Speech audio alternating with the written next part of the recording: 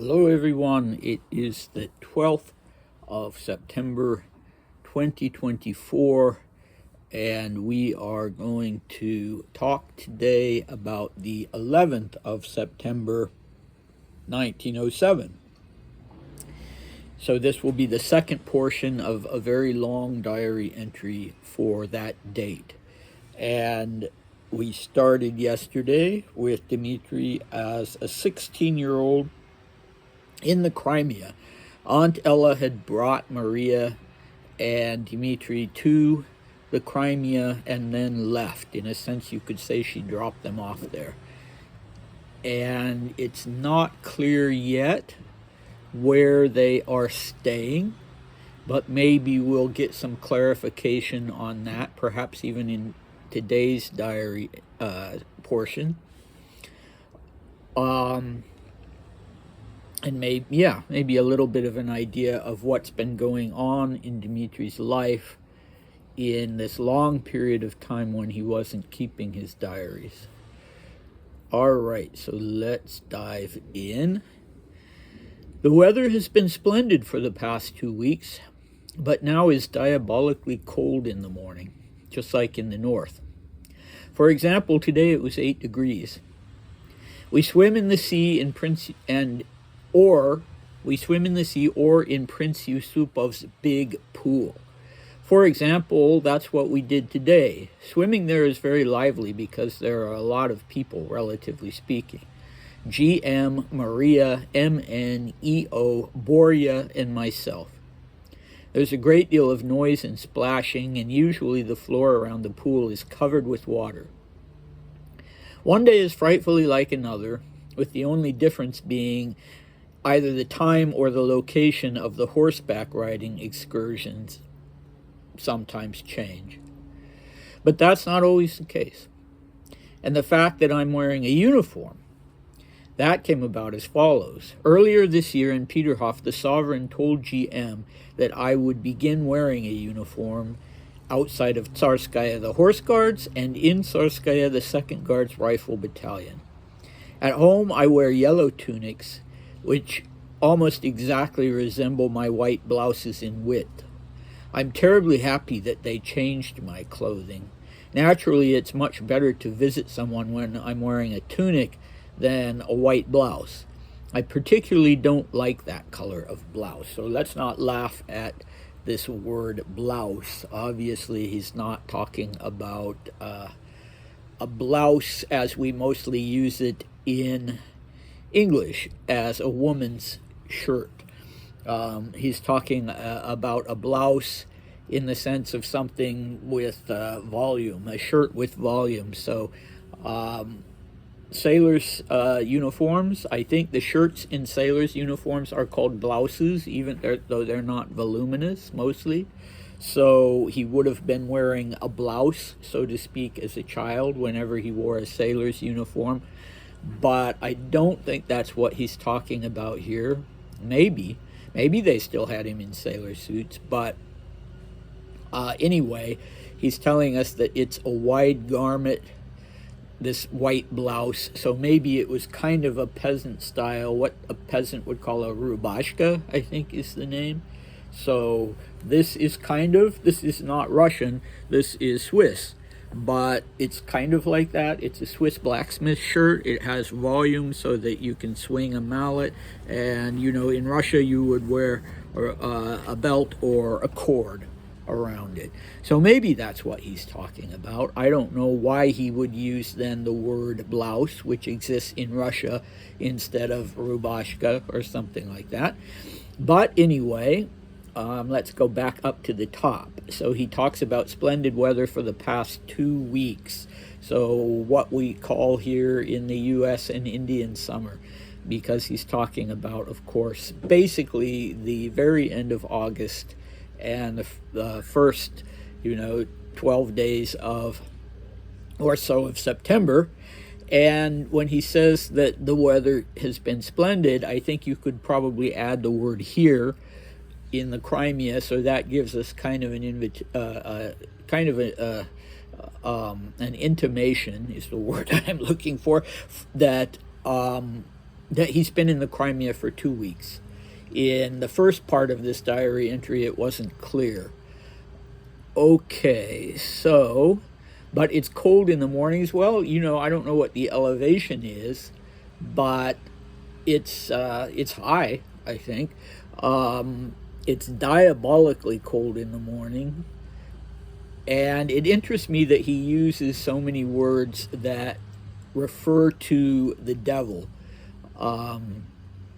And, I think, as far as I know, there are a lot of expressions in Russian that refer to the devil, probably more than in English. I'm not making any value judgment about that, but it interests me because in The Master and Margarita, one of my favorite books by Mikhail Bulgakov, the author has made a conscious decision to use these invocations of the devil, these figures of speech, these idioms, constantly, because the book, of course, is about the devil coming to Moscow, and so it fits right in. But maybe it wasn't really a stretch for Bulgakov to do that, because it seems like that's language that's used a lot in Russian, and it's not particularly Dmitri who's using it. I could be wrong about that. I don't know if you're even interested in that. Moving on to the pool. So they do go swimming in the sea, but they also are swimming in an actual swimming pool.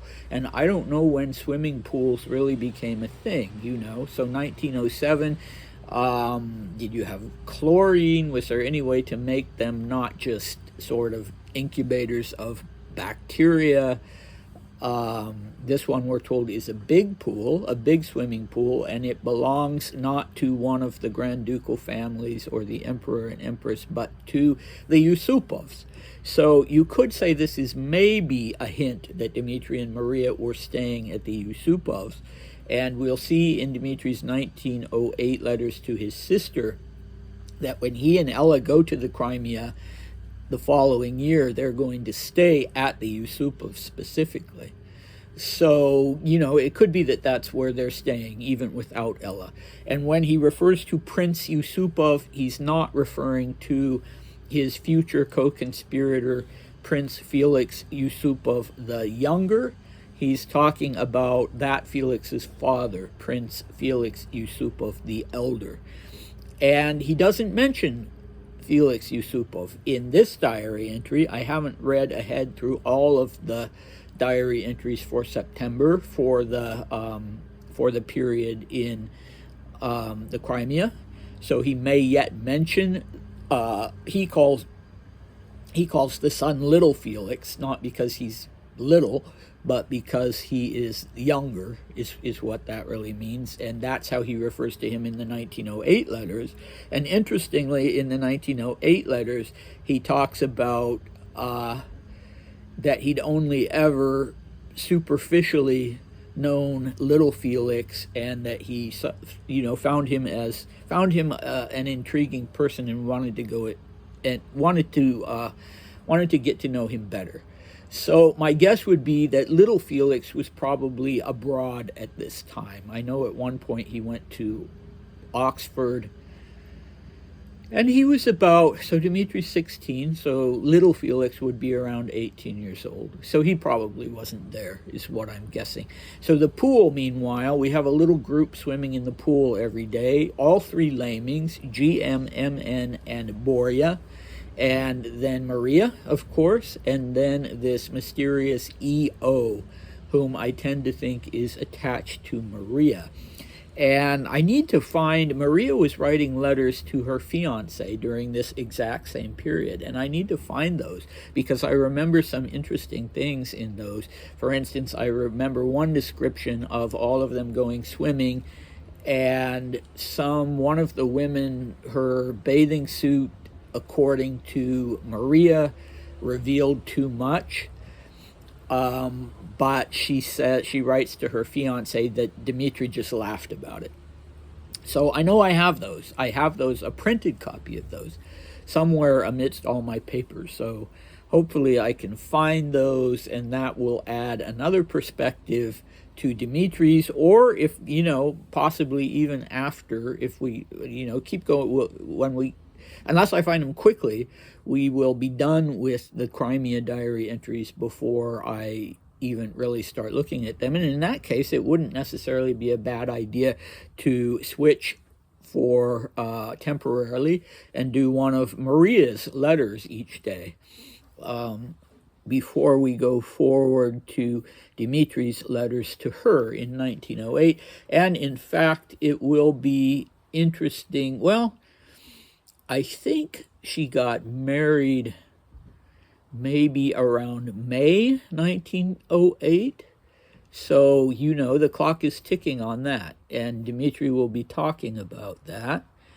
Okay, so it sounds like any group of lively people in a swimming pool splashing and making noise and covering the floor with water.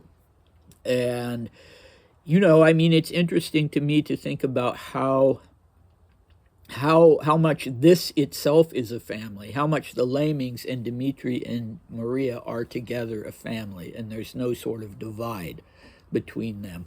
Well, the Grand Duke and Grand Duchess are going to be the ones who use the pool, and the Lamings are not going to use it at all, or they're going to use it at a different time. No, that's not the way it is. They're all swimming together. Okay, so the other big change for Dimitri that he's quite happy about is that now he will be wearing a uniform. And what kind of uniform? When he is within the boundaries of Tsarskaya Selo, it will be the uniform of his battalion, that is the battalion that he's the honorary commander of, that is headquartered in Tsarskaya Selo. So it makes sense that he would wear that uniform, the uniform of the 2nd Guards Rifle Battalion. And when he is in Petersburg or Moscow or outside of Tsarskaya Selo, he will be wearing the uniform of the regiment that he will actually be serving in, which is the Horse Guards. And when he's at home, he will be wearing what he calls a yellow tunic. Well, these were not yellow in the sense of being, sort of bright yellow. They're more of a khaki color. So I'm not sure why he calls it yellow. But this would be the informal workaday military uniform. The Tsar usually wore one of these every day. And I've got a picture here of a non-parade tunic in a photograph of Dimitri. And I've got another one where he's actually at the front in, I think, probably 1915. And he's wearing an informal campaign tunic there, a belted one. But this seems to me to be maybe more of the kind Nicholas liked to wear, these sort of almost soldiers' uniforms with the blousier tunic and the baggy pants and, kind of almost peasant style. And because Dimitri says that it is as wide as his white blouse was, I tend to think that, it was probably one of those. But it was a military uniform. And that's what he'll be wearing around the house when he's not out in public, when he's just, maybe going to visit friends or something like that. That's what he'll be wearing. And we don't know exactly what he was wearing before, but I've already talked about that. But this is a big change for him. This is an acknowledgement that he's now a young adult and that he will be assuming a role as an officer in the cavalry. And he needs to start dressing appropriately for that. Okay, so let's see, what else?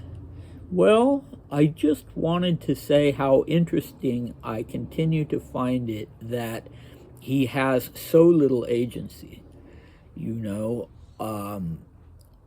only that where he goes is determined by Aunt Ella and where he spends any period of time, but that would, that would be probably not untypical for a modern 16-year-old. If the family is going to spend their summer in Montana, then the 16-year-old is going to go with them, unless it's a particularly mature 16-year-old who can be left at home alone, maybe to have a summer job or something like that. So that would be, an individual call on the parts of the parents. But, or if the family is going to Europe or something, the 16-year-old, in most cases, I would assume, is going to go with them. Certainly that would be the case with my own niece, who's currently 16. But when it comes down to even things like what you're going to wear, that is a determination that is made by other people. I don't know how much latitude Dmitri had when he was at home before he switched to wearing uniforms, how much latitude he had in choosing what he wanted to wear. But it seems like not a lot, because he informs us that he doesn't like, that he's never liked wearing these white blouses, and yet though that was the garment that was supplied to him and that he was expected to wear. So it's an interesting combination of being at the top of the social order and being very, very wealthy and being in with the emperor and empress on the one hand, and on the other hand not having a lot of choice in little things like wearing what you're going to wear. But in this instance, he's happy about what the Tsar is telling him he's going to wear, and in what town or city he's going to be wearing which uniform. And so I suppose with the other Grand Dukes, it was a matter maybe of, well, you have a right to wear this uniform and this uniform, your honorary regiment, your actual regiment that you serve in. And, I mean, being in the military, that is a choice that's taken away from you, I guess, when you're in your official capacity, what you can wear, what uniform you can appear in. But I don't know if they were, what they were wearing when they were relaxing at home, if that was also something that, they're going to wear their uniforms when they're at home. And it seems like it. My friends who are in the military don't wear uniforms around the house, but it seems like that was the case. And in fact, in later diary entries and in